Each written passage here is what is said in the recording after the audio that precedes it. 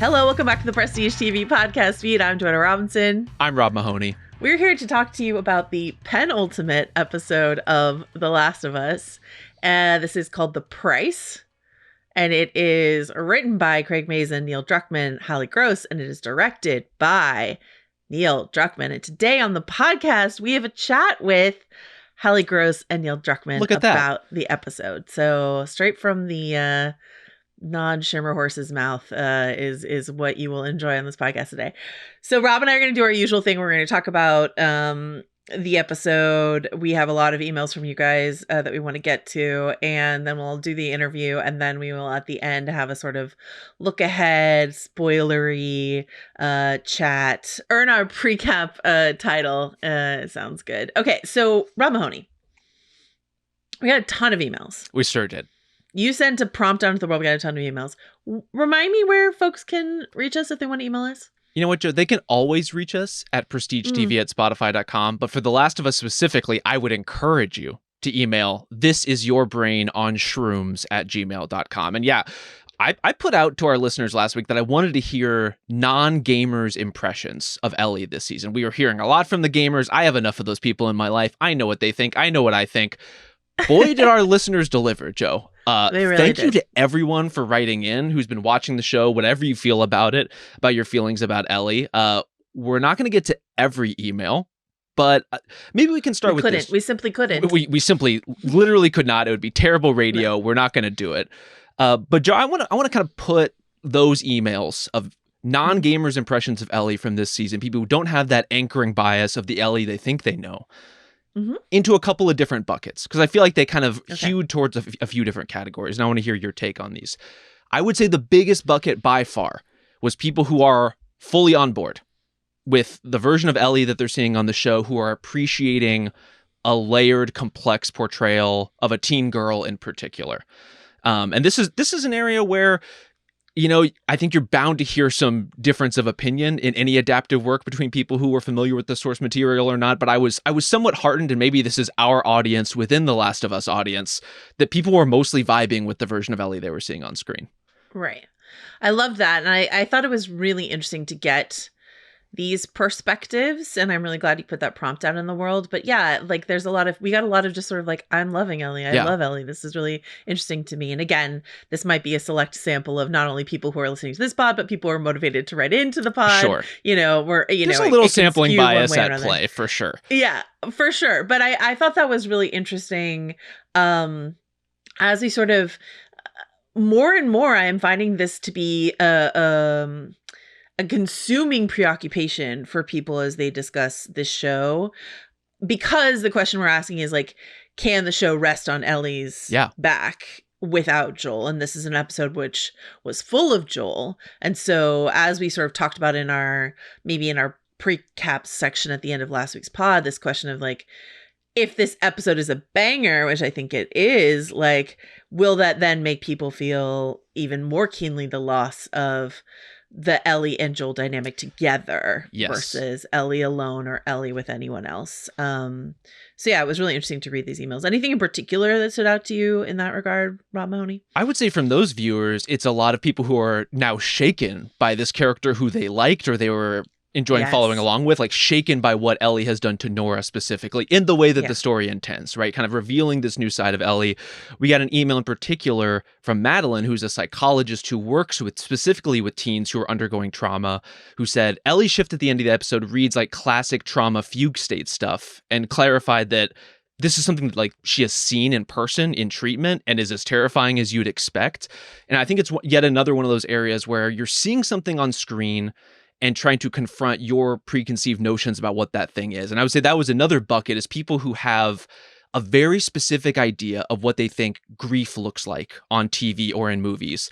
And some of those people are bumping against the contrast of, you know, Ellie in these happy moments, specifically with Dina, these joking moments, with obviously couching all that within this greater pain of losing Joel and everything else going on. Yeah, I thought one email we got, and I'm so sorry I don't have that person's name in front of me, that I thought was particularly interesting, was this idea that like cinematic grief or televisual grief, we're used to it being this all-consuming 24/7 kind of thing.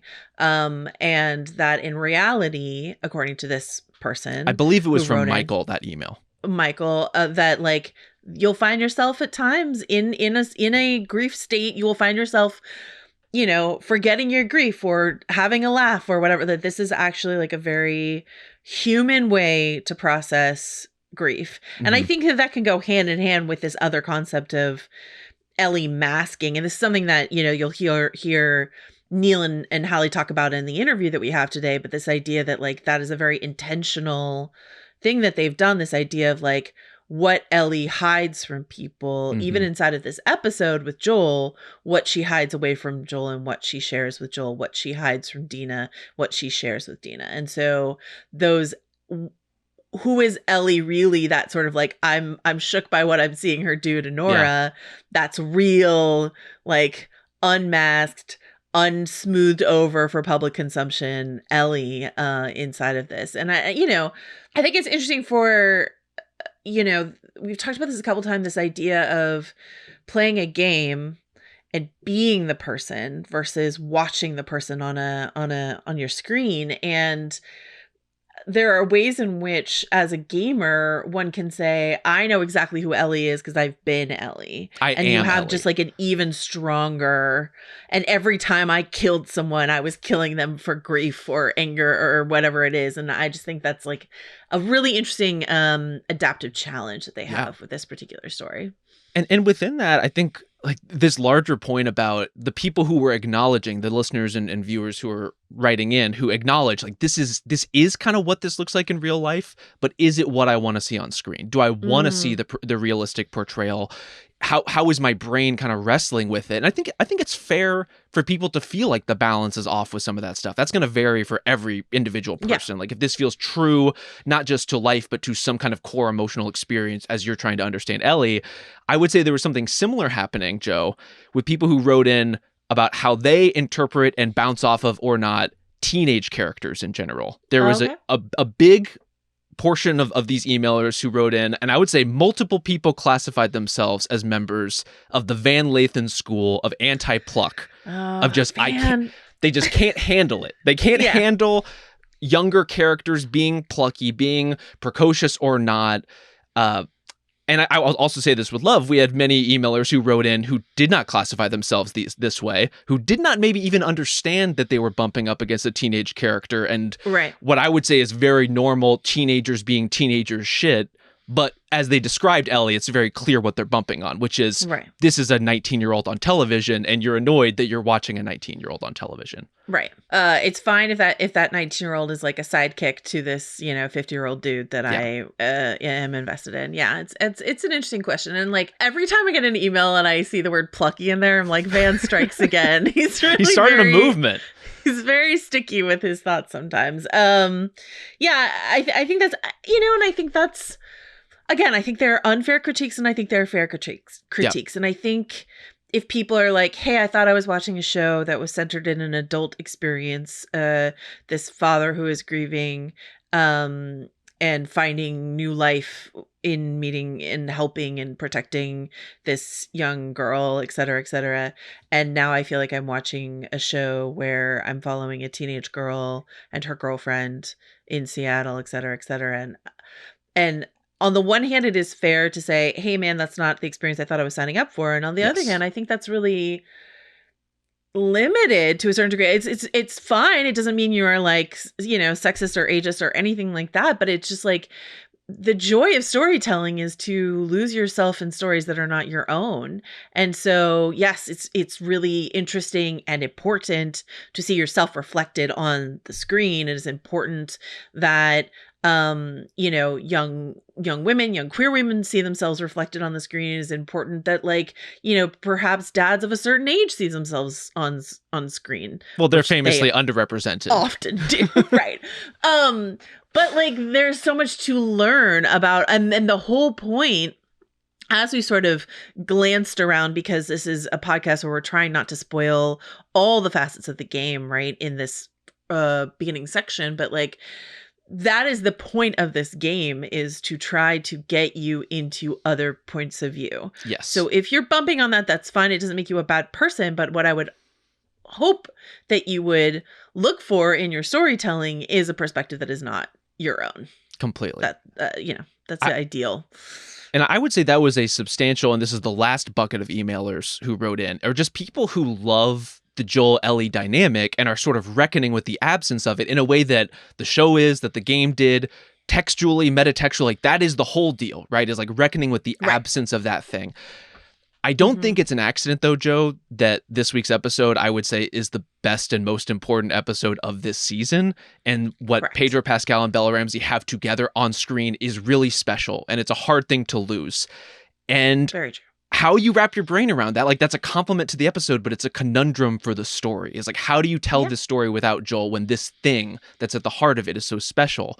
And Marcus emailed us, and this is what he had to say. When Ellie was with Joel, I felt like all her complexities and nuances were on display. Without Joel, the show felt empty because of that missing Joel-Ellie dynamic. And so you're seeing a different version of Ellie by herself with Dina in all these different contexts as she's going on her revenge tour. But you know what you're not seeing is Ellie and Joel. And there's always going to be a part of the audience and a part of within, I think, people who enjoy this story and this show who are going to love that and going to miss that whenever it's not there. What was your experience when you're playing the game? You know, Neil and Halley will talk about this a bit in the interview. Certainly they've talked about this elsewhere, and Mal and I talked about this, but like these flashback moments are sprinkled throughout a certain section of the gameplay. And so then you have like, you're occasionally revisiting Joel and thinking about Joel and Ellie and stuff like that. So as a gamer and as a TV consumer and as a TV critic of a kind, like, that's very generous of you. I am a basketball blogger, Joe. I don't call myself a TV critic. So that's the only reason why I said that. I'm like, we're not really critics, but we are at the same time. It's a complicated thing. We need a new word for it. But like, how does the difference in the cadence, I guess, sit for you, Rob? You know, I was a little concerned about it. And we talked about this some on last week's pod about just getting this not dose, but potential overdose of, is this going to feel like too much of the flashback? Happy to report it did not. I love this episode. I thought it worked really effectively. I think it's just a gorgeous episode that showcases what The Last of Us at its best can be. And that's through this like longitudinal look at Joel and Ellie through all these different years. It is, as you and Mal talked about in House of R, like a transposing of a kind of the sort of like Bill and Frank type of storytelling. But what if we didn't do it with these side characters? What if we did it with the two people you care about most in this world? And we show kind of the gradual fraying of their relationship under the weight of this lie that Joel has told. I thought it was incredibly effective. And this is another area where I think the game and the show have just fundamentally different problems they're trying to solve from a storytelling perspective. You talked about, you know, how it puts you into the character's head in a different way when you're playing them. If you're Ellie walking through the Seattle, or creeping, I guess, through the Seattle landscape, murdering people, killing infected, violence upon violence upon violence, you need the flashbacks as like a palate cleanser, right? Like you need moments where you're stepping out of the bleakness of her current circumstance into something that's maybe not light and cheery, but takes you back to a simpler time for Ellie or a different setting. You need a little bit of light in that darkness in a way where the show, you don't have to break it up all that same way because the violence is naturally parceled out differently episode to episode.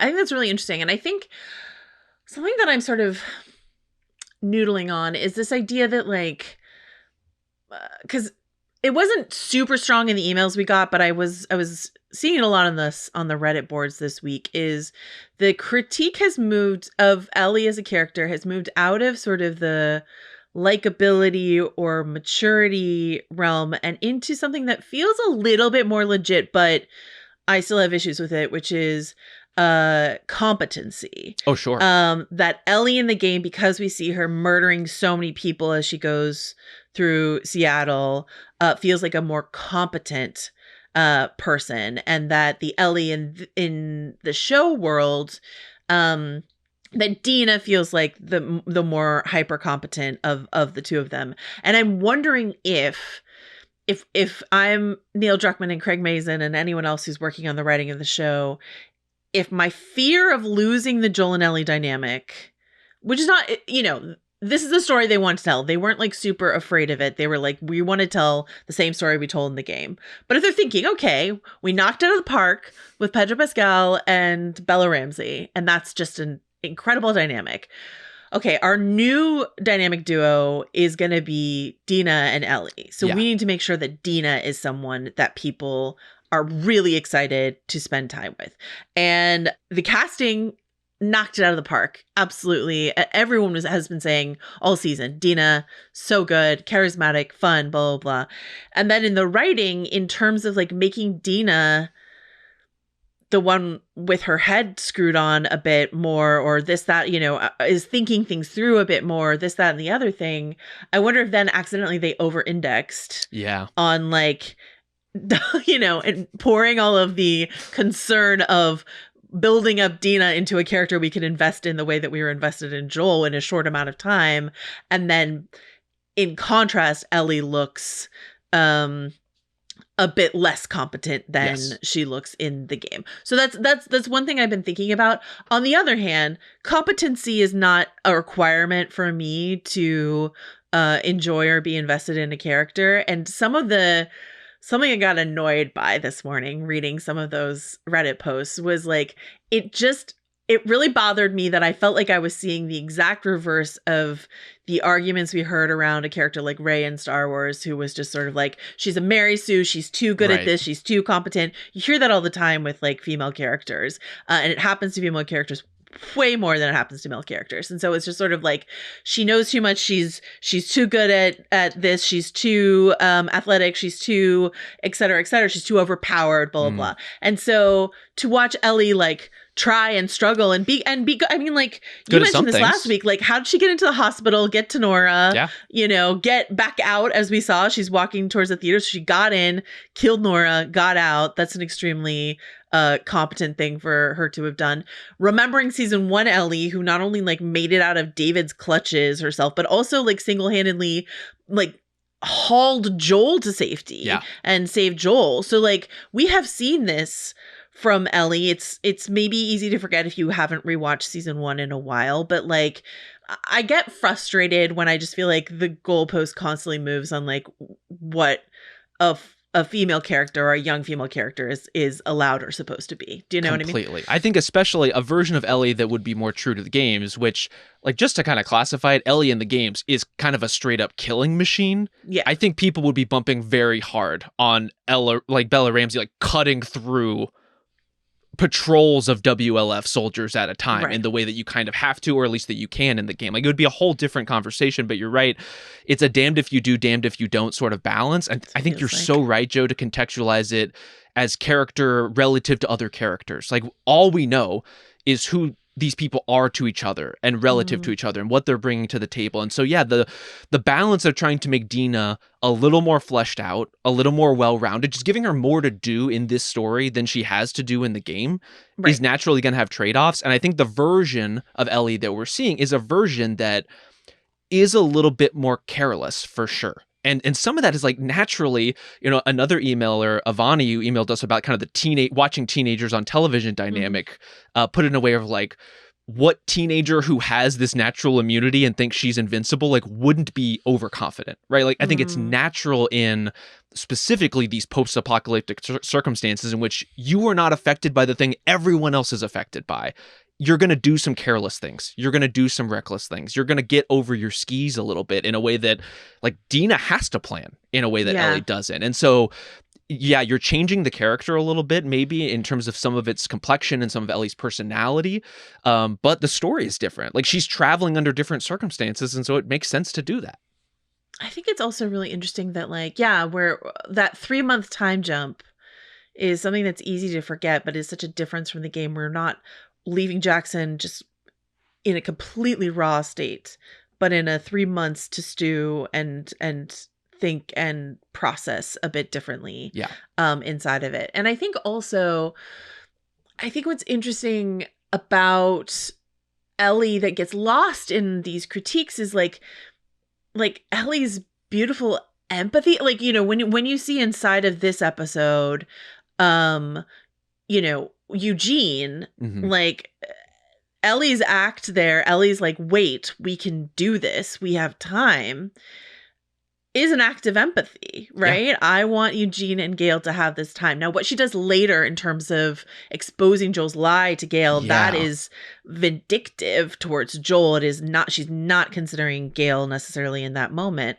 But Ellie thinking about Eugene, Ellie thinking about wanting to save the world, you know, you like we talk about Joel's savior complex and Ellie's savior complex, that's all in the mix, but also like Ellie wanted to cure people. Ellie is Yeah. devastated that Joel mowed down a hospital. Like, these are all things that are beautiful about Ellie, you know, a person who is capable of caring very deeply about other people. Yes. And so I think that just gets lost in the shuffle of some of these other things. Her insecurity too, I find very endearing to me or intriguing to me. You know, her her doubt around Dina, all of that stuff, which is like a heightened, much more heightened in the show than it is in the game, makes me feel for Ellie. So yeah, I'm invested to in say this the version least. of the character. Yeah. You know, It's different, but it like this is a great portrayal. This is a great performance. I like this Ellie a lot. I'm also, of course, like conflicted about the shit that she's doing in the world in terms of the violence that she's exercising, but like that's what the story is about fundamentally. But how do you want to navigate this episode, Joe? Because we're bouncing through time. We got a lot to get through. Where do you want to start? I want to start. I want to start by asking you a question, Rob. Okay. If let's say your lovely wife were to like, you know, wanting to like cook up a beautiful birthday experience for you in the mushroom apocalypse, what museum exhibit is she taking you, Rob Mahoney, to? Great question. I am an art museum guy over a science museum experience. Unfortunately, I'm going to say she and I, and maybe me and other people, have very disparate museum experiences. I would be terrible in a mushroom apocalypse museum because I am a linger in front of every painting, read every placard kind of museum visitor. Yeah. I worry about what that means when nightfall comes and the infected swarm and, you know, the animals and the raiders are about. You know, it's not a great situation to be lingering. Yeah, Rob caught staring at the master, like the Dutch masterworks, and then dies by a mushroom zombie. What are we here for if not that? And what a way to go ultimately. But you definitely want to go to like an art museum and not like a basketball Hall of Fame sort of place. Look, we contain multitudes, Joe. Yeah, you could be at many things. I do like the shooty hoops, but I also like the art museum. Okay, all right. And then also... Wait, hold on. You didn't answer the question yourself. I want to know what museum you're visiting in this sort of moment. Yeah, it's a great question. I mean, do I want to go to the Academy Museum in Los Angeles and like do movie history? Is that what I want to do? That might be really cool. Especially like if you grow up, like you like the shooty hoops, but let's say you grew up in a mushroom apocalypse without getting the joy of getting to watch basketball all the time. Point. And so then you can like go to that museum and say, oh my God, it was real. It was all real, you know? And so similarly, if I'm living on the crumbs of whatever DVDs have survived the mushroom apocalypse, we're not streaming endless movies, you know, maybe wandering around the Academy Museum in Los Angeles, like, or going to well, we can't fly, but can I get to the BFI in London? Maybe, like, that would be cool. So, yeah, that's what I would pick probably. Okay. Another question for you. Please. Are you interested in hearing our listener Adam talk about how one sources vanilla in the mushroom apocalypse? I would love nothing more. I've been wondering about this myself. Like, Tahiti is a very far way away. Yeah, Madagascar as well. So Adam says there are, you see, two main sources of artificial vanilla flavor in the world. Okay. One is vanillin, which accounts for nearly 100% of all artificial vanilla used. It can be manufactured in various ways, including from wood pulp, but given that manufacturing is involved, that's probably not where Seth got his vanilla. Which brings us to the second source, almost never used in our modern world, castorium. As its name indicates, castorium comes from mature beavers. Castor means beaver in Latin and modern French. Specifically, it is a secretion from their anal glands. While it was originally used to substitute for flavors including strawberry and raspberry, it was most commonly used to mimic vanilla. And whereas post-apocalyptic Wyoming probably doesn't have wood pulp plants or global supply chains, I'm pretty confident that it does have beavers. Wow. So I learned so much about vanilla from Adam. And do you think when Seth said of the birthday cake options, vanilla's easier, he was saying that because he was just like, can't wait to excrete the anal glands of the I don't know what the group name of beavers is, but the passel of beavers I have back there. Yeah. What do you think, Rob Mahoney? I mean, based on what we know of Seth, I think that has to be the case. He's just a closeted beaver farmer at the end of the day. Secreting those glands. I'm going to say from an evolutionary standpoint, I don't know how the beavers with the good-smelling anal glands survived as the fittest. I don't really like the math on that isn't really mathing. Why not? Because when like if you're well, there's just no great way to say this. If you're the female of the species and you're wandering around and you're like, wow, that beaver over there smells like vanilla extract. That part are you I not get. Procreating?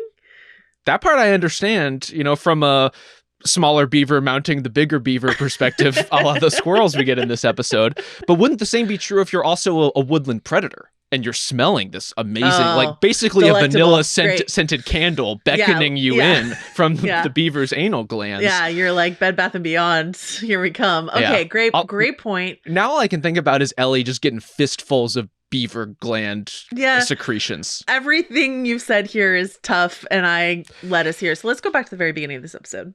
Please. We get this flashback to 80s Austin, Texas, and we meet Joel and Tommy's father, played by the great Tony Dalton. And the greatest. This is not in the game. This is a show invented vignette. And we talked about this a bit on House of R. Mallory and I talked about this in the context of Tommy as a dad, but I thought we got a really interesting email from Sarah about what it says about Joel's insecurity as a dad, right? A lot to talk about on that front this week. Saying like Joel is so insecure in his parenting, so constantly in need of validation from Ellie. Did I do okay? Did I do it? Do you like it? Did I do okay? Do you like it? That's me, honestly, when I make like a meal for anyone or whatever. Who among us, frankly? Is that good? Are you enjoying it? Anyway, but this idea that Joel grew up with an abusive dad who grew up with an even more abusive dad sort of thing. And this idea of like, when you come from an abusive home and have that as your model for parenthood, you fear that you will repeat those cycles or will not be able to deliver as a parent. And Joel, especially when he has this concept of having failed Sarah, right? This thing he says in season 1, I'm failing in my sleep. Like he thinks about that all the time. I failed to protect Sarah, which was my job as a dad. And if he has this model of his dad, Javier Miller, like, what does this do to his insecurities as a father? I thought that was really interesting. What do you think? What did you think of this opening scene, which was show original? And what do you think of it as a skeleton key to understanding Joel a bit more? I mean, I think that element you described about Joel's insecurity is so central in this episode, and the Sarah element specifically, like that is kind of the seed of that idea within his actual fatherhood, right? There's all of the specters of what his own father was that we learn in this scene. I want to give like a particular special shout out to whoever was doing the sound design work in this episode for the absolute sledgehammer force of Tony Dalton's fist hitting his hand as he's telling the story of his father clocking him in the jaw. Holy fuck. Yeah. I agree. It was startling. The boots were stomping and the like fist was slapping, and you haven't remind me, sorry, quick pause, not pause of the podcast, but pause on what we're talking about. You were going to start Andor this weekend. Did you manage to start Andor yet? Unfortunately not. Life got in the way. So Andor's still ahead for me, fortunately. That's okay. When you get to the end of Andor, years from now, think of our sound design question we're talking about here. It's so key. Yes. And it's so overlooked in a story like this. So anyway, sorry, you were saying about this part of the story. Just especially, we're just meeting this character, right? We're just meeting Joel's father for the first time. We're trying to get a sense of what he's about. We can see that teenage Joel is very intimidated by this prospect of having this conversation. And so that you get that physical force as he is talking about basically why he does or does not hit his own children. And you get this quick cutaway to Joel, like almost like shaking with anxiety at that, like that physical sound, at the kind of building menace in this scene. And that we get, again, very quickly, like it's a very efficient, compact scene of emotional storytelling. Introducing this character, helping us understand what Joel's childhood was like, having his dad walk up to the line of explaining, like, this is why I am the way I am, and then basically tearing himself down and starting to interrogate, why do I do that? When do I do that? Like, what is the line between me and my own father? And I think ultimately using this scene as a launch pad to add another layer of complexity to the porch scene that we get at the end, which, already is as emotionally dense as anything you're going to see on TV this year, I think is just really, really beautiful storytelling. Like, really, really incredible stuff that helps enrich a scene that I was already looking forward to at the end with something that I had no idea could possibly be coming. Also, I'm interested in this concept of like non-apology across the episode, right? Yeah. Like, Javier talks about the context, but he doesn't apologize for what he does. And he just says, I hope you do better than me. Yes. Right. And then there's a scene in the middle in as part of Ellie's sort of teenage rebellion where she's like, I'm sorry about the pot. I'm sorry about the tattoo. I'm sorry about this, except I'm not. Only I'm not. And then when Joel... Teenager Ellie, really in full effect in this episode, like Pinkerton poster on the wall, like she is living it. And then we get to Joel in the end and he, nods and shakes his head to confess what he's done. Yeah. And he doesn't say, I'm sorry. He just says, because I love you, and I'll pay the price because you'll turn away from me, like there's no apology there. He's just sort of like, and this is something, Neil has talked about over the years and Craig has talked about since season 1, this idea of like, it's an easy choice for Joel. Yeah. It was an easy choice for him. And it might be an easy choice for many of the parents who listen to this podcast or watch this show where they're just sort of like, this is the easiest equation I could possibly think of. Of course I would do this. And even in the face of Ellie's devastation, there's no apology for it, which is, I'm actually not going to pass any kind of judgment on it. I just think it's a very interesting human conundrum of, she's devastated and he's like, yeah, I understand that I devastated you. Yeah. And but I would do it all over again. I think that to me is the magic of this story is we know these characters, we know what they've been through, we know the choice that Joel made, putting us on a track, emotionally speaking, where we're going to get to a place where because you're selfish and because I love you are kind of the same thing in their own way. Like they're both completely true and completely earned and completely inarguable. And these two people are in such fundamentally different places about understanding what that event and what that lie meant. But they're both extremely right. And I love that we get there in the end with the porch scene. I love that we get that sequence at all in this season, which we've been talking about in the spoiler section. We weren't sure if that was going to be coming or not or when. And we can unpack that whole sequence a little later when we kind of get to it in proper. But I was blown away by it. Well, what do you want to say in the middle, between in the, Austin, Texas kitchen to porch scene, like the meat of the sandwich? What like stuck out most to you as the thing, I don't know, that they either like nailed from the game for you or added to the game for you? What really stuck out in the middle sections of this episode for you? I mean, nailed from the game, I think, is easy. It's going to be the museum sequence that is almost not quite shot for shot, but as closely adapted from the game as possible. It's perfect in the game. And so no surprise, it's kind of perfect here too. I don't really see it as like even flattering the sensibilities of gamers. I think there are times during the season where it's like, oh, that one's for us. Like that's a little Easter egg. That's a little moment. Maybe even something like the Take On Me sequence hits me differently than it would somebody who hasn't played the game. Although I think it works for a lot of different people, you incled, if I remember correctly. I think it's more like when you see them crouching, you're like, that one's for the gamers. That's also true. When they're scrounging for spoiled milk in the in the grocery store. But like to me, this is not about flattering the sensibilities of people like me. It's about like letting a different audience experience the thing that we've already experienced if you've played through the game, which is how amazing the sequence is. And I think this is one of those moments in particular that really hammers home the fact that this show does miss Pedro Pascal. Like it does miss him. It does miss Joel. It's hard not to feel that when you see this guy pop off one single tear in the space pod. Like he's just on an incredible level. I couldn't. It's tremendous work. Like I thought he and Bella Ramsey are both so great throughout this episode, but you do get the feeling of how much you miss him. You get a sense of like how special these characters are to each other. And you know, as we were talking through the museum hypothetical up top, like of, you know, what would you do in this kind of post-apocalyptic space? Like, where would you want to go? There's something so magical about this museum sequence in the sense that clearly Joel understands Ellie at this point in her life and kind of what she wants and the things she wishes she could have experienced. And he can take her to this museum to live through a version of some of those things. Yeah. And there's also the part of it where it's like, this is the sort of museum where people like Joel and Ellie would in normal times just be a father and a daughter, right? Like would just be normal people having a day out. And the irony of that being that Joel and Ellie specifically would never be in this place together and would never have met if the world hadn't gone to shit. And so, you know, these relationships that are forming and over the course of this episode kind of breaking down or at least starting to show some fissures, like they are inextricable from the context that they live in. I love that. It's so...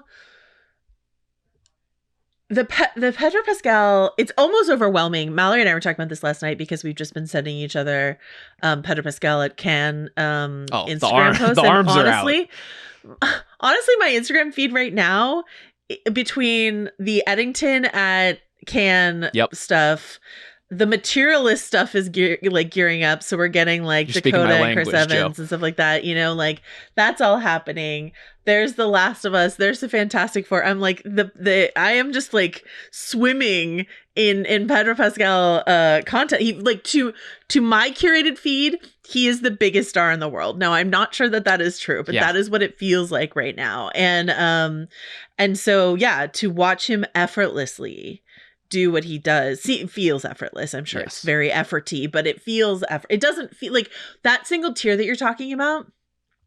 I think I've seen so many other actors like really try, you know, to like even get close to what's just sort of, you know, beaming out of him naturally inside of that sequence. It's so powerful. And it's an incredible Ellie sequence too, you know, like the way in which we are ported inside of Ellie's head, Ellie's experience, the lighting of the fantasy takeoff sequence, like all of, you know, and to see her so happy and so calm and to know where her story's going is devastating. It's really, really good. So, but we need those contrasts to feel that, right? To feel the extent of that weight and that journey. And I agree with you. Like, I think Bella Ramsey is wonderful in this museum sequence. I think really they're wonderful throughout the episode, but really funny, really wounded. Like we see all these different sides of them.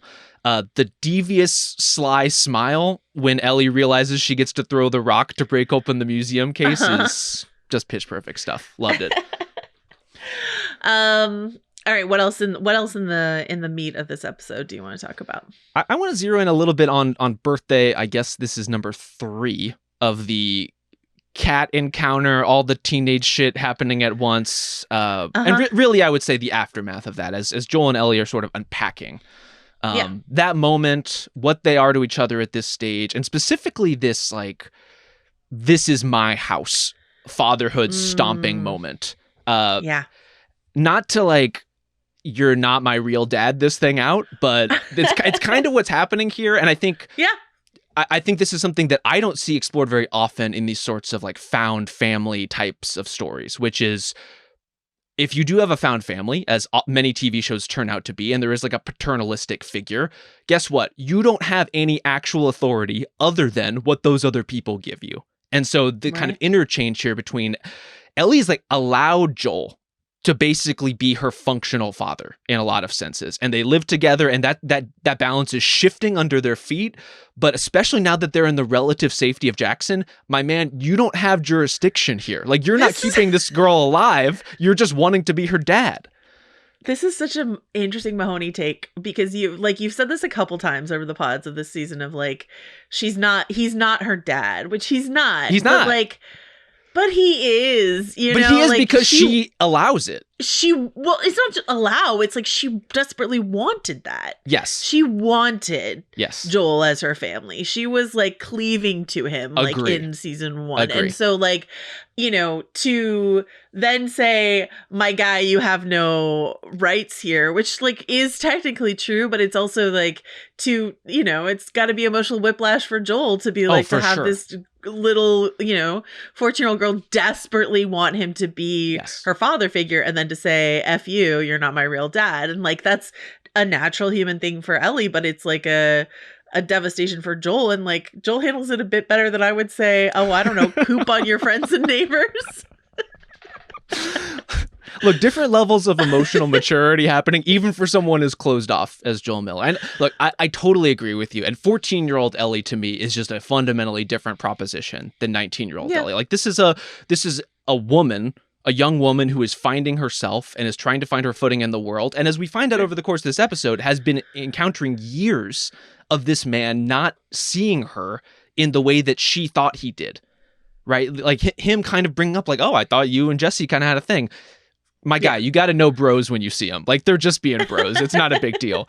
But yeah, like, and the moth thing, like all these little elements of her life that I think Ellie probably took on face that, oh, this person knows me. He would get this. Right. And some things he gets and some things he doesn't. And so when it comes time to like lay down the law, you don't really have a law here. Like, you have a relationship. They are obviously something to each other, and very often it resembles father and daughter. But it's not quite all the time. And certainly the older she gets, the less it's going to resemble 14-year-old Ellie and the guy protecting her in the wilderness as cargo. It's certainly a weapon that someone inside of a found family situation, or, you know, we usually hear it in a sort of like step-parent, stepchild, you're not my real dad sort of dynamic. I mean, the fact that this is a you're not my real dad and also and I learned it from watching you episode, just real tough breaks for parents everywhere. But like that is a weapon that a child can use when they're trying to individuate themselves from this figure that they have, you know, in the best case scenario, received love and protection and all these other things from. Okay, I want to talk to you about the porch scene. Please. This was devastating. This is one of the toughest things I've ever watched. Yeah. And then I watched it again and again and again and again. And I just thought it was so beautiful. Neil will talk a bit more about sort of the where and whys of them putting it inside of this episode versus saving it for later. But as someone, Rob, as someone who like wasn't sure we were getting it, are you glad we got it? Do you feel like they nailed it? And a question. So like, you know, we feel free to mention this because the porch scene is already in the show, but this comes at the very end of the game, right? Yeah. Is there a possibility, I did not ask Neil this, but like, is there a possibility in your mind, Rob, that there is even just like a little bit more at the end of that porch scene that they could give us at the very end of the series? You know, because like she says, I'd like to try.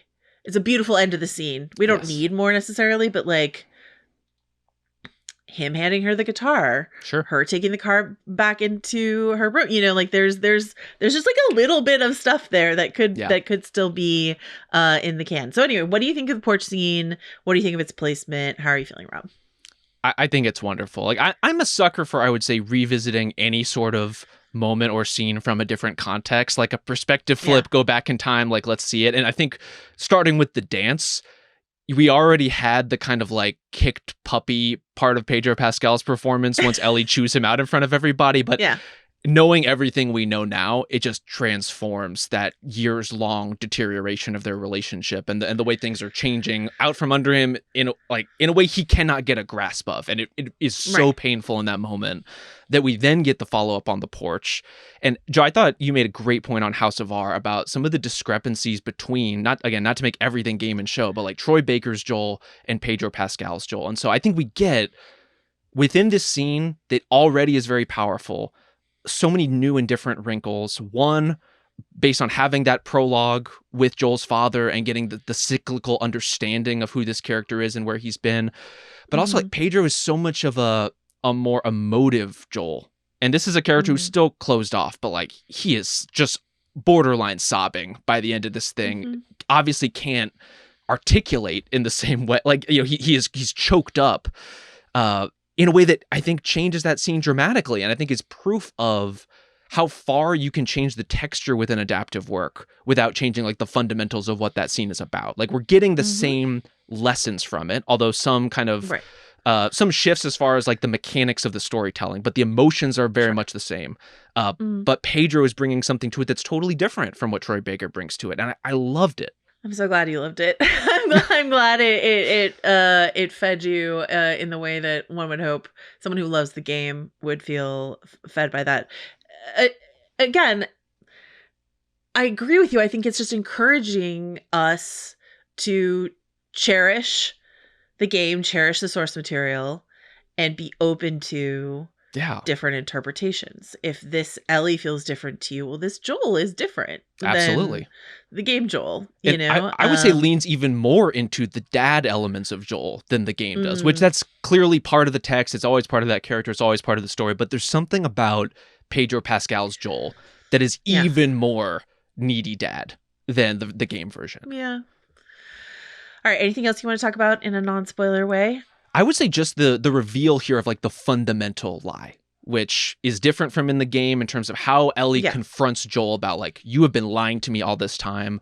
And specifically this idea of taking it from, again, what in the game is like an audio tape recording empirical proof kind of truth and transforming it into a character kind of truth is a really inspired touch. And I think something that is telling us a lot about these characters. And I think it's also delivering on Joel's attempted session with Gale earlier in the season. Like, I don't think Joel is ready to tell the truth in this moment if he doesn't have that half conversation with Gale in therapy about finally being ready to say the thing out loud. And so to get some payoff for that, say it, he just shakes his head and nods his head, but he nods along. He's at least willing to acknowledge her saying it. Therapy, it works, guys. You know, it does work. Sometimes you need an Ellie. You need an Ellie to give you like an A/B test, yes or no. I'm going to say these things, you nod or you don't. I'll also say Ellie, to me, is just like a natural Redditor in this episode. She's like, I have some plot hole questions about your story. You know, let me like, what happened to the Fireflies? What's up with the Raiders? How did we get out of there? Let me go A through D, and you can answer my queries. This is a classic Reddit thread. On that front, inside of that porch scene, something that we should clarify, you know, we've gotten some emails about this on both of the shows.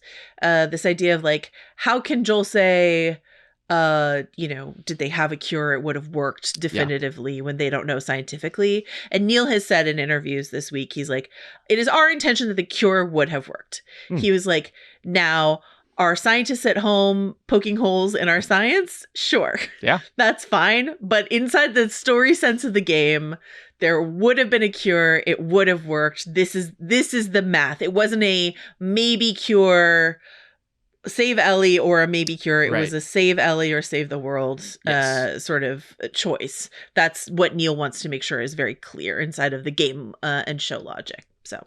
And I think that level of certainty adds to that decision to me. Like, I get why adding another layer of like cloudy maybe would enrich the story for some people, but I like the more direct trade-off of she will certainly die. And there will certainly be some tangible societal benefit to this. Although, you know, you and I talked about the realities of vaccine distribution in these times. Yeah, it's thorny to say the least. But unquestionably, it would be saving some people. And really, what so much of this episode is about to me, Joe, is this like power of assumption, right? This idea that if you are Joel, you are assuming so much about Ellie in her life and assuming you know that person. But what gives you the right to make the decisions that you are? What gives you the right to prevent her from going out on patrol? What gives you the right to dictate the terms of her life as she's becoming an adult? And in the broader, like, big decision and big lie sense, what gives you the right to take away the one thing she wanted for herself, which is for her immunity and her life to mean something? And so there's, you can almost throw out the question of like, is Joel right or not? It's like, what gives him the right to even make that decision in the first place is such a key part of the story. And I guess the right is like, that's just love, or that's parenthood, something that I don't personally have access to, but is something that, we have heard from a lot of parents over the course of covering the show. They're like, yep, easy decision. Would do it. Not a question. All right, I want to go to our interview now with Neil and Halley. Before we do that, I just want to mention one thing that I promised Anne Foley, the costume designer who we talked to last week, that I would mention. I talked about it in House of R, but I just want to mention it here. She sort of teased that her favorite costume of the season was inside of this episode, episode 6. And it's the t-shirt in the museum scene that they like sort of painstakingly replicated. They had to like paint it and make it the same because of it was like drawn for the game, and it's sort of like they turned it into a real garment because it was very important to them that it be as close as possible to this game moment that's so important to people. So great work from Anne. Can I say one more thing, Joe, before we flip to the interview? And I apologize for giving the short shrift. Like, we're flying through. There's a lot to unpack here. I know. The Eugene sequence, I genuinely don't know how this show does this, as far as like introduce a character, kill him 10 minutes later, and it feels like a punch in the gut when it happens. Like creating these bonds so quickly, and like Joe Pantoliano is a huge part of that. I think he's amazing in this scene to a degree that makes me sad we don't get more of him. But the stakes and the anguish of this world are so well articulated and so well understood that you can do that time and again and introduce us to new pockets in which we actually do feel things, not just like understand that this is a person in tense circumstances, but like that is a gut punch moment for a character that even playing the game, I just don't really care about Eugene very much, but now I do. I think that this is something that we should say about Craig Mazin's writing. Like, Neil and Halley and Craig are all credited on this episode, but this is something that Craig has done again and again in like various vignettes that we've seen on the show. I just think he's a real master of a vignette. Any of the cold opens we've gotten, any sort of like Seraphite vignette or whatever it is, like he's just incredibly good at the short story inside of, even shorter than a short story. Because I would say like Bill and Frank is a perfect short story, but like he does like fast fiction, flash fiction sort of. You have mere moments, mere minutes with, this doctor in Indonesia or whatever it is. And you're just sort of like all in and really, really emotionally bound to it. So, I just wanted that doctor to be able to finish her lunch. She got rushed off into the lab with no explanation. It's like, let this woman eat her lunch, please. Yeah, and let Eugene talk to Gail on the walkie or whatever it is that we could have solved this whole thing with. I promise we're going to get out of here. I think we have to address the walkie-talkie of it all. I've seen this pop up. The emails have been coming in. Why don't you just hand Eugene the walkie-talkie? I think it's a very practical answer to what to me is a very emotional question. And it's kind of like illustrative of the whole thing to me, which is like Joel is operating from a very pragmatic standpoint. These are the rules. They keep us safe. Right. These people are speaking different languages. Like what Eugene wants is not to tell Gail something. And he even says that, like, he wants this moment with the person he loves most in the world. And all due respect to the reception of, transistor radios and walkie-talkies everywhere, like, you're just not getting that. Like, you're not getting what Eugene is after over a walkie-talkie. It might not be like a slice, greedy handful of vanilla cake, but it's like some crumbs, a lick of frosting. It's better than no cake at all, right? A couple of crumbs and a lick of a beaver's anal gland, just everything he could be asking for. He wants to see her face. He doesn't get to see her face, and he wants her words for him, and he could have gotten them over the radio. And we can't even like make the argument that they wouldn't have gotten reception, because how else would they radio in the incident in the first place? So I think it would work. I just think it's not quite what he's asking for, if that makes sense. It's definitely not what he's asking for, but it's like a compromise. Okay, yes. I can't take you back. You're about to turn. You're right. But at least you can hear her voice, and that's okay. Whatever, it's fine. I said this on the rewatchables.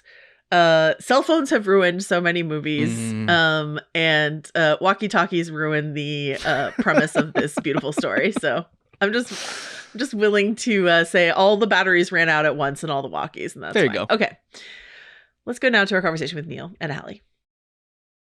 I want to start by asking you about the decision to parcel out, instead of parceling out the flashbacks across the season, to sort of condense them all into one single episode. Yeah, I think with a lot of these questions about differences, it will often come back to the differences in not only the medium, but the delivery of that medium. Mm-hmm. So in the game, each flashback, you're in it for a while. So you get to like get in a flow stage. You get to be with Joel. You're like moving with him. He's teaching you how to swim. You're entering the museum yourself as Ellie. Those scenes, if we were to parse them out on their own, I would worry they would be too short. And so you wouldn't kind of get into them, and they would feel more disruptive. And then I would worry that the episode would start feeling like a template of like, okay, what's the Joel sequence for this week? Mm-hmm. So I felt it worked better in the game, and I felt in our conversations, and I agreed that it would be more impactful to put them all together so you could see them side by side and feel the evolution of that relationship over the course of the episode. Halley, it's my understanding that you were sort of deeply involved in the construction, how to arrange the flashbacks in the original game when you put all the flashbacks together and the ordering of it.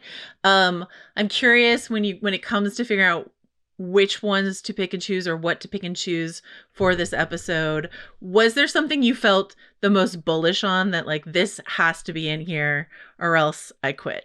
Listen, 1,000,000% for asking. For me, I have two favorite parts of the game. One is not in this season because it comes later, but my other favorite part of this game is Ellie and Joel going to the museum. I think, as you know, this show is so much about survival. We need to be reminded, what are we surviving for? What are we fighting for? And what are the memories that are keeping Ellie on this mission? Mm. And so having something that really brought a lot of lightness and joy and really the best day of their lives was super important to me. And I also think it's super important to show that even on their very, very, very, very best day, right, Ellie still sees fireflies. Ellie still can't get away from this lie between them. So to me, that sequence, you need that super high sequence so that we can navigate the real lows. I love that. Neil, do you feel the same way, or is there a different moment that you felt most bullish about? I know what Neil's going to say. Neil's going to say a dark moment. No. I agree. It's the Space Museum moment, kind of. Well, as I say that, my mind. Yeah, you're going to say the porch scene, aren't you? As I say that, my mind goes immediately to the porch scene, which, like, to me, that conversation is at the heart not only of this season but this entire story, going backwards in time and eventually forwards in time. We will keep coming back to this exchange between these two characters. I know that you said, a lot of the answers to the questions about changes would come down the same thing, but that scene, that porch scene, comes right at the end of the story for game players. And it is such a huge, revelation for game players that Ellie had this information. Were you concerned at all about what it would do to the way you were telling the story to bring it forward? Yes, because I'm neurotic and I'm concerned about everything. But yeah. It wasn't like a very tough decision, because even when we were making the game, for a long time, that scene was at a different spot at the game. Mm. And as we were finishing production, I'm sure, Halley, you remember this, it was just like kind of jumping around and we didn't know where it should land. And again, this speaks to just how collaborative all these things are. It was the editorial team that experimented with putting it at the end. Sure. And I don't want to say the part that it ends up in, because that's a big spoiler for people who are only watching the show. But it felt appropriate for that. And this, again, comes back to how the story is being delivered. It felt there's all these setups that get paid off in this scene. And to wait years, potentially, to eventually see the scene would have been too long. And we were all worried it would lose its impact, especially because it's required for this Ellie part of the journey. So therefore, it was a conversation. We wrestled with it for a little bit, but we really quickly, within a day of a conversation, said, yeah, it feels appropriate to leave it in this season. Another interesting, the way that porch scene is bookended by this opening sequence where we get young Joel's POV. And I thought that was really interesting. I mean, absolutely crushed me, killed me. But thank you for that. More heartbreak. But I think it's really interesting because so many of these Joel flashbacks in the game are positioned as Ellie memories. And then we have this moment that Ellie was not present for, this Austin, Texas flashback. And I was wondering, if that changed the way you were thinking about this depiction, this story you were weaving of Joel, or what was the thinking behind including that cold open? You make a interesting observation in that in the game, you are Ellie in those flashbacks, so they're very much Ellie's point of view. Mm-hmm. This episode, with some exceptions, for the most part, is Joel's point of view. If you look at it, even when the whole Eugene sequence, we're with Joel the whole time, and only get Ellie's perspective much later. This started with a conversation we had early on in the season. I think, if I remember correctly, Craig was like, "Oh, wouldn't it be cool to like be in like a playground and see Joel hit someone that was like bugging Tommy or something?" And I thought that was such a fascinating thought process of just because we've never gone that far back when in our discussions of Joel, but it makes so much sense because the story is about parents and children and unconditional love and the kind of, I'm going to ramble for a bit, but in the season when Joel dies, he's still with us because he's a part of Ellie now. He's imparted so much of himself into Ellie, and sometimes he comes across as he would be, and sometimes it's her trying to be him, like when she tortures Nora, and she is not him, and we will see the consequence of that going forward. That to ask the question of like, well, where did Joel's programming come from? And we started talking a lot about this dad. And originally this was a much longer sequence when we were with the two kids and you saw the drug deal go down. You saw the fight. We even had versions where we saw the dad actually hit them. And then we just kept stripping it down and stripping it down and stripping it down. And then it felt like you could understand all those things without seeing them. But this moment is important because instead of hitting his son, he's saying, this time it was different. This time when you used violence, it was to protect your tribe. It was to protect your brother. Maybe now you understand me. Maybe now you understand why I behaved that way I did. But he takes it even further because he says, I don't even know if I've done the right thing. I just know I did it a little better than my dad. At least I think I did. And my hope is that you will be even better than me. And that idea of not only generational trauma, but generational hope and repair was a really cool kind of concept. And it really helped tie it to their final conversation on that porch. Halley, do you have any thoughts on that? I mean, I agree with everything you said. In my experience as being a dad, no, I agree, and I think don't say you're a dad. That's very controversial. I know. I don't even. Yeah. Oh, right. Yeah. What drama?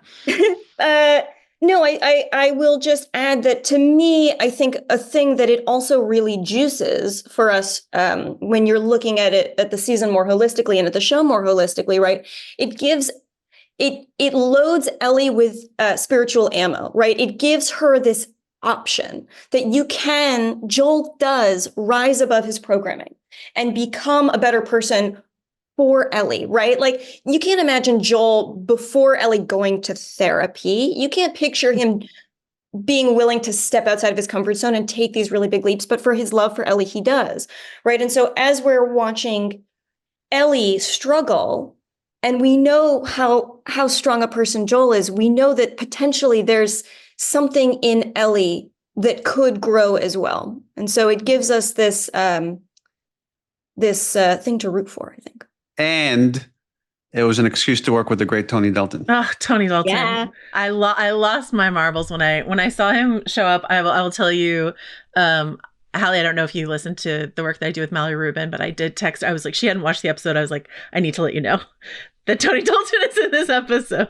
Good. Such a fan. It's one of those things that I can't believe it has remained a secret. I guess we're a few days out. I hope it remains a secret until Sunday. My lips are sealed. Can you dig into your interpretation of a line like Ellie's where she says, I think I knew already. I knew this whole time. Halley, you're nodding aggressively. Do you want to start? Sure. We, as you pointed out earlier, we did restructure part of this sequence, and it is different from the game.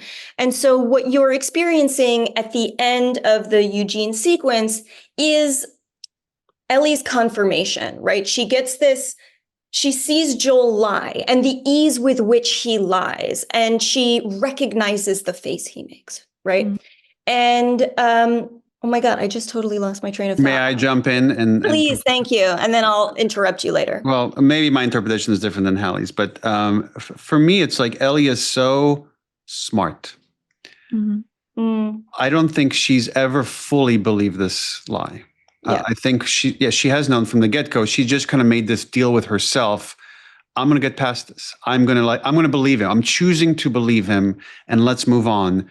And over the course of this episode, you're seeing that there's all this conflict, like her getting a tattoo, her wanting to go on patrols, like her with Kat, her wanting to move out.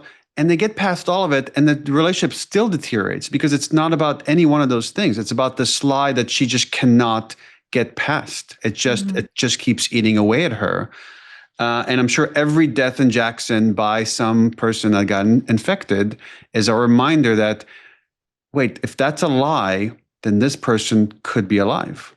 I wanted to add, as the sort of body stack up at Jackson, I was thinking about this in terms of watching them drag Eugene's body back to Jackson and the visual parallel of Jesse dragging Joel's body back into Jackson. And I'm sure this is just standard operating procedure. We wrap the body, we pull it by a rope, but of course nothing's accidental inside of television. So I was wondering, Neil, as the director of this episode, if you could talk about that visual parallel and maybe any other sort of visual parallels that you were excited to put inside of this episode. Oh, let me see if I can remember. For sure, that one. And initially, when we thought of that one, they're like, oh, they would drag it the same exact way. And then I'm like, wait a minute, we don't have snow. There will be nothing but pulp by the time they arrive at Jackson. So that's where we came up on the day or like a few days before shooting with that idea of that sled, but really wanted to mirror what we've done in 202. This was Halley's idea, but in that opening scene, where we see Joel's dad, his watch is Joel's watch. Mm-hmm. So there's a parallel there. Oh man, now I'm blanking on the rest of them. Good. I'll pause there. If more come to mind, I'll jump in. Halley, I am a massive fan of Westworld. I spent so much time thinking about Westworld when I covered it for years. I love the episodes that you worked on in season 1. I wanted to ask you, they have so much to do with the concepts of memory and PTSD and trauma and identity. And I was wondering if you could talk about how, if at all, you applied your insights into those spheres into working on this game and how that feeds into this episode. Sure. Well, I have PTSD. And so it's something that I've been reconciling with and living with for a long time and has some slightly inconvenient side effects. And what I have always wanted out of my work and what I try and bring to the projects that I work on and collaborate on is an authenticity to that experience, but also I think it's very easy for people to say bad things have happened to me and now I'm a victim. And I think what we need to be seeing more in storytelling, and especially storytelling for women, but really for everybody, is how can we reframe ourselves as heroes through the difficult things that we go through, because so much of life is outside of our control, right? And we do feel so powerless so often. And I think PTSD is something that a lot of people can relate to, whether you have had like a single very big trauma or if you've had CPTSD, if you've had sort of long trauma. But it is hard to be a person, right? And so much of it is how we tell our own stories. And so to me, that's something that I've been really trying to infuse in the characters I work on who exist in really traumatic spaces. And I tend to work in stories that involve a lot of sex and violence. So I find those characters frequently. Neil, you brought Halley on to work on the second game, the sequel of the game. What was it a no-brainer to bring her on to work on the season of television? What was that collaboration like for you? To me, it was a no-brainer. It was like bringing Gustavo Santaolalla on to do the music. It's like it's Halley's part of the DNA of the story. She had to be part of the season. I really missed working with Halley because we hadn't written together since we wrote on the game on Last of Us Part 2. And it was, she's read some of my work. I've read some of her. We've given each other notes and stuff just because we've remained friends. But I didn't realize how much I missed it, how much I missed this collaboration. It was kind of really nice just going back into it. And like just almost reliving the trauma of making that game. I say trauma just because I don't mean that. It was a very difficult game to make. It took a very long time. And it was nice to revisit these characters, these moments that have just meant so much to us. Aww. That's the nicest I've ever going to be to you. That's it. That's all you get. Well, yeah, I get my ringtone. I think it's interesting that you put it that way, because we've been talking a lot about this idea of the way that this series gives you and Gustavo and other people who worked on the game this opportunity to sort of retell or rework elements of your own story. And I'm curious what that process has been like for you, this idea of taking another pass at a story that you already told so masterfully and thinking about it all over again. Yeah, I can say for me, it was really, really exciting. Neil and I filled the volume of the space we were given for the game. We could have kept going. We could have kept iterating. We could have found more depth and more depth and more depth, but ultimately deadlines come. And so it was really, and because of the way that games are built, you are locked into certain POVs, right? You're locked into, in the game, you're locked into Ellie, Abby, and Joel. And so getting a chance to dimensionalize and see more deeply characters that we didn't get to experience in the same way in the game was really exciting. I also think for me, like getting to work with fresh eyes with someone like Craig, who has so much experience with structure and brings so much experience to the table, really allowed us to investigate all of the ideas that we had on the table. And Neil and I are really not precious about stuff. Like anything is subject to being examined. So it was just a really fun explore, I would say, for me. Neil, fun explore for you? Fun explore. For me, it's just, I love this collaboration. I love what I do at Naughty Dog. I get to be surprised every day by really talented artists and engineers, and they often plus things in a way that's much better than anything I could come up with on my own. So to have this collaboration with Craig, with a whole new set of people that many of which were fans of the game, and then to see how they interpret the material. How does Bella interpret Ellie? How does Pedro reinterpret Joel? And to me, especially when I was directing this episode, I think a lot about, I tend to just not think too much about the audience, because I find it doesn't lead to interesting choices. Mm-hmm. But I think a lot about everybody that has poured their heart and soul into the game and the show, and I want to make sure they are extremely proud of what we do. But the two people I had like at the forefront of my mind, especially like when I was watching that porch scene, were Troy Baker and Ashley Johnson, because they were my partners in helping coming up with those characters. And I wanted to make sure that even though now someone is like borrowing it from them, it will always be theirs, because they are the original versions of it. And I had just had lunch with Ashley and I was talking to her about it, but I was like, I hope when they watch it, they are as proud of it as I am.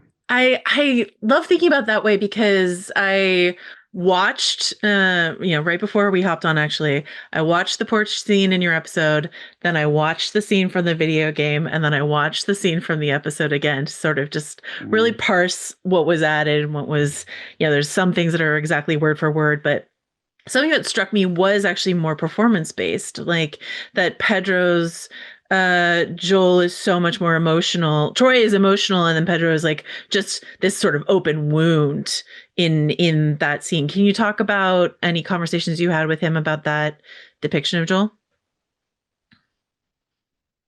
Not too much, because I tend to, those conversations sometimes are private, and I like to keep them private. But sure. It was really important for me to. I didn't rewatch the scene before directing this. I wanted to almost move past it as much as possible, because I didn't want, for example, one of the things I noticed right off the bat is how the way Troy leaned on the railing and Pedro didn't. I didn't want to ask Pedro to lean on the railing, even something, again, it just felt a little off. But I was like, it was important that this is their version of these characters. This is their version of this conversation, of this conflict. This is why you bring artists on board, not to copy and duplicate this other thing. How horrible would it have been if Heath Ledger copied Jack Nicholson or something? Right. It's they're both brilliant Jokers, just like I believe these are both brilliant versions of Joel. And I love that this version of Joel was more vulnerable. I love that this version of Joel actually says, I love you. You get that from both of them. And it's just those little differences, I think, that make it special and make it stand on its own. I'm going to toss this question to you, Halley, but either of you are welcome to answer it. There's been this interesting conversation around this season about Ellie's trajectory, emotional trajectory in this season, and this idea of, we've been talking a lot on the podcast of this idea of who Ellie is alone versus who she is around Dina, and whether game players feel like this is an Ellie that they recognize, and then show watchers are like, hey, I'm really enjoying this evolution of this young woman. And I was curious, Halley, if you had any thoughts about either Bella's interpretation or the way in which you wanted to pace Ellie's progress through the story. Yeah, I think, as Neil said before, we've been taking them as different pieces, right? So what was right for the game is not necessarily right for the TV show, and what was right for Ashley's performance is not necessarily right for Bella's performance. What I find really moving about Bella's performance is how much repression you can feel underneath everything, underneath all of these scenes, right? But at the same time, you don't have this gameplay of depression, right? Between these crackling moments of beauty that you have in the game. You have to live in these short interstitial scenes. And to me, having Dina feel like this bright, beautiful, hopeful thing in Ellie's life is really, really important, because it shows the audience the life Ellie could have if she can figure out how to heal in time, how to heal just enough, just in time. And so you need, as much as Joel's death is devastating, you need to have that balance of lightness, right? You need that museum sequence. You need that moment of singing aha, because you need to believe that there are things for Ellie to fight for. There are reasons for Ellie to heal. You're also right in that this version of Ellie does a better job of hiding when she's upset, when there's the darker things kind of happening behind her eyes. And you could see it in this episode. When she sees the fireflies, you see her expression shift. Mm-hmm. And then Joel's like saying, are you okay? And she puts on this big grin, like nothing just happened. And she walks on. Right. I think she's more afraid to just let people in, including Joel. But that's why that porch scene is like, this is the characters at their rawest, and they're just letting everything out. Yeah. A way of expressing yourself beyond actually being honest and vulnerable with your own words is through music. And of course, there's an incredible musical moment. I love any musical moment in anything ever. But this incredible moment with Pedro and the guitar, I'm not going to ask you once again to divulge any secrets of the conversations you had with Pedro, but what was it? I know this was an important thing. I know you were like, let's break the premise of the timeline of the universe in order to include this Pearl Jam song. What was it like? I think you guys refer to it as a space-time continuum. Yes, I might have said that. What is it? What was it? Why was it so important to have this particular song and sung by this character in this moment? Look, I'm biased because Pearl Jam is my favorite band of all time. And that song in particular is a song that I used to sing to my daughter when she was very young. So it's just already so charged for me for all those reasons. But I try whenever I feel biased to say, let me ignore all that. We have this different timeline. I really don't want to honor this. Let's go with a different song. And then, as we're getting closer to shooting it, it just didn't feel right. It just like, I'm like, okay, we got the technical part of our timeline right, but the emotional part doesn't feel the same. And, I started checking in with Halley and Craig and even the actors, and everyone slowly came around to like, it should be Future Days. There's something about the lyrics and just the feeling of the song. It's a little on the nose, but it also works. It also really works for like, if Joel has to pick one song to sing to Ellie, it kind of gets to the core of what she was to him, which was like the second chance at being a dad, the second chance at having this daughter. Mm-hmm. And that idea of like, if he ever were to lose her, he would lose himself. And he lived throughout his life and he didn't lose her, but now she has lost him. And is she losing herself in this process? And, that's TBD. Halley, as a father of daughters, no, just kidding. Yes. Call me daddy. What did this musical moment mean to you? Oh, I love this moment. Again, you struggle with the space-time continuum. You want to be respectful, but I think there are certain moments to me in the game that are really important, right? That feel very loudly of the game and of the piece that we're adapting. And that guitar scene at the beginning of the game is one of them. It is this moment where Joel allows Ellie to look at him without looking back. I will say, without divulging too much of my conversation with the actors, Pedro was very nervous. And what I told him from the get-go is like, don't copy Troy. This must be your own version. And I like that he landed on this kind of Johnny Cash, more kind of spoken thing of it. And he made it his own, and it's equally beautiful and different. My dad always used to call that Rex Harrisoning your way through a song, like Rex Harrison and My Fair Lady likes to talk sing. And I loved it. It reminded me of one of my favorite musical moments in television, which is Justin Theroux singing Homeward Bound and Leftovers. And it's similarly like, it's so emotional. It's like technically not the most perfect thing you've ever heard, but like emotionally just like completely raw. Can I ask you one last quick question before we have to go? Absolutely. You've already mentioned sort of the nature of this game you've created is about engendering empathy, and video games, because you can play as the characters, have this mechanic built into them that allows you to experience that. And I'm just curious, what's the best way, let's leave the challenges aside. What is the best way you found to access that inside of the medium of television? I think there's one that runs parallel to it, which is point of view. That, there's certain ways you shoot things and certain ways you reveal information that's more from one character's perspective versus another, that generally you start like connecting with that character and rooting for them. So that's been kind of in the back of our minds, especially as I know you've watched the second game, as you know where this is going, but point of view. Halley, anything you want to? Yeah. To me, I'm going to take it from more of a narrative angle, but to me, the characters that get to me the fastest are the ones that, and maybe this goes back to sort of the PTSD question, but the ones that can't get away from their vulnerability or their shame. And that you see that early, because that is such a human thing. And that is the thing that we hide. And that is the thing that we spend all day kind of protecting. And so as soon as somebody, right, it's what Hannibal Lecter says to Clarice Starling. It's like, well, you told me about Miggs, so we're good. Like, as soon as you get to the truth, to the vulnerable truth, I think we are reminded that we're also similar. Perfect place to end. Thank you both so much for the chat. I really appreciate it. Thank you so much. Let's do it again and make it longer. I would love that.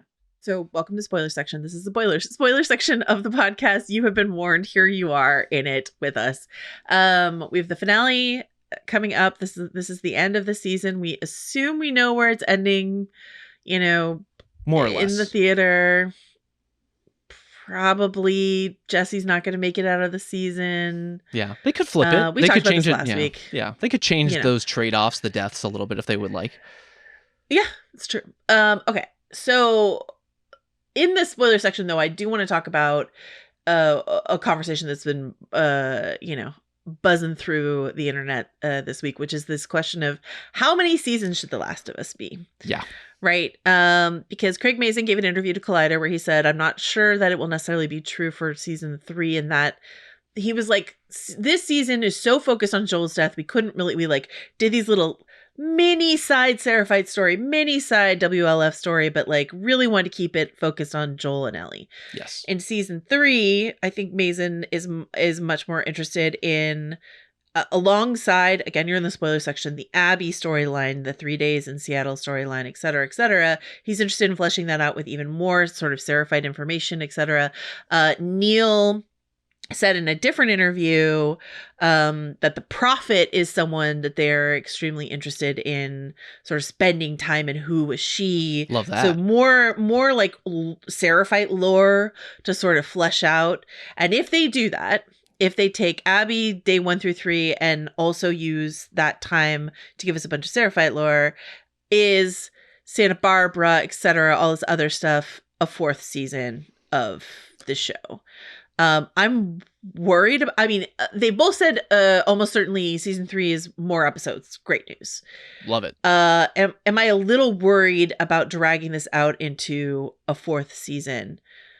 A little bit, but like maybe not if we're getting more of this. Like Neil has said very firmly, we're not going beyond the end of the game. The game ends. That's where the story ends. We're not going into the future beyond that. That's it.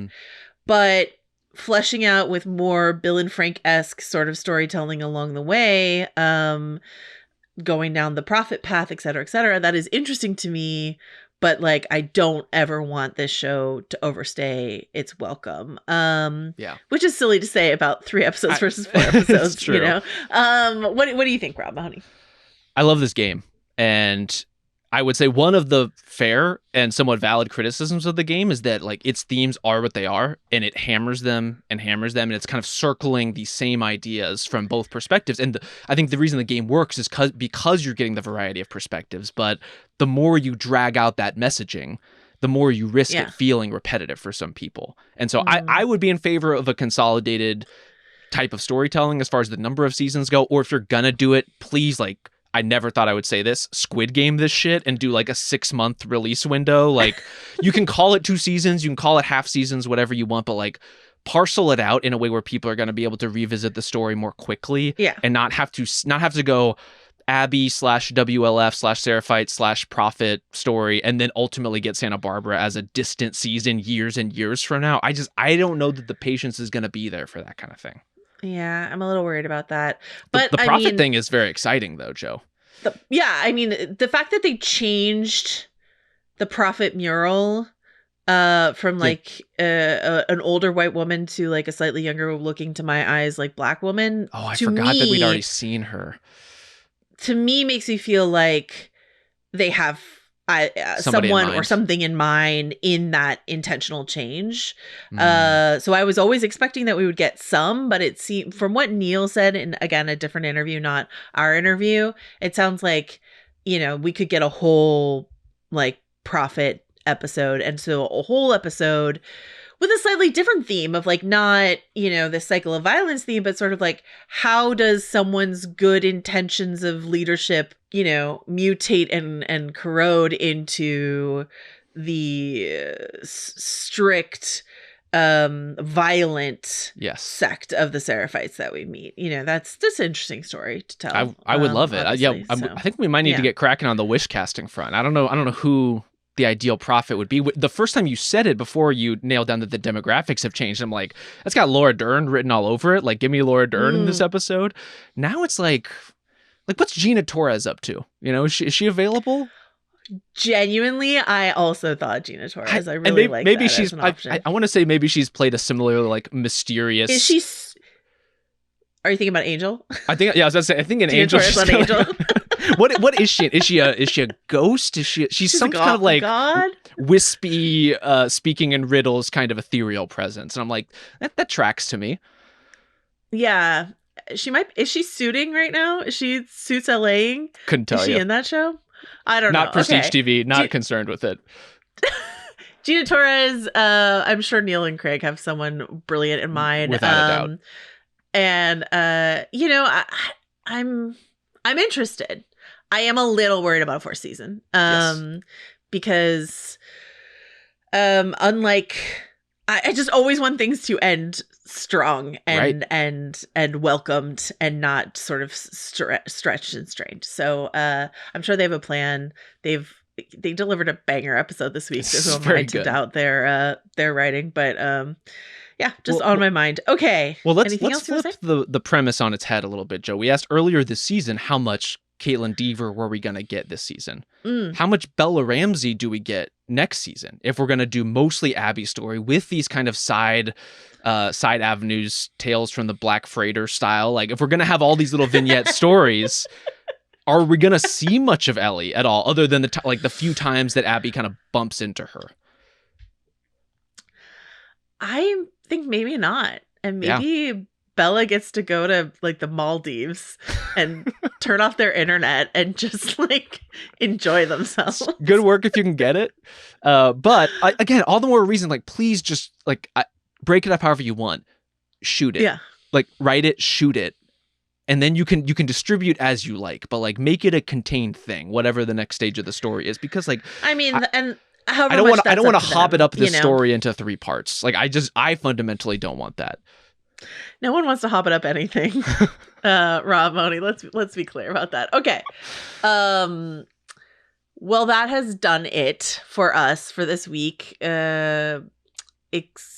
Excreting anal glands and everything else. Thank you for all of your emails.